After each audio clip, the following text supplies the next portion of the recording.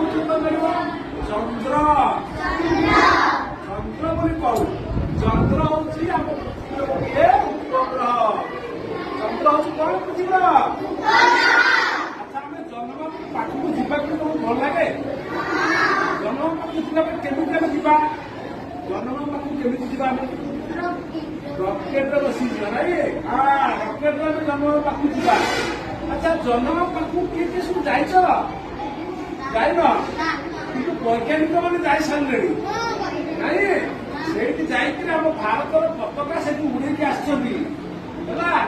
ବୈଜ୍ଞାନିକ ମାନେ ଏବେ କିଛି ଦିନ ତଳେ ଶୁଣିଥିବ ଜହ୍ନମାମୁଁ ପାଖକୁ ସବୁ ଯାଇଥିଲେ ନାଇଁ? ଟିଭିରେ ସବୁ ଦେଖାଯାଉଥିଲା, ସବୁ ଦେଖିଥିବ।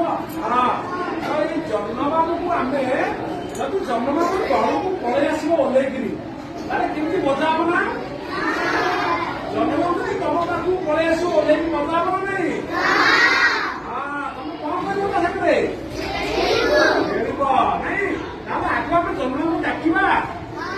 ଆଚ୍ଛା ଆଉ କେମିତି ଡାକିବା? ଗୀତ ବୋଲିକି ଡାକିବା ନାଇଁ? ବର୍ତ୍ତମାନ ଗୀତଟି ବୋଲୁଛି, ତମ ମାନେ ପାଣି ଧରିବ ଏବଂ ତା ସହିତ ଅଭିନୟ ମଧ୍ୟ କରିବା ହେଲା। ତାହେଲେ ବର୍ତ୍ତମାନ କଣ ସବୁ ଦେଖ।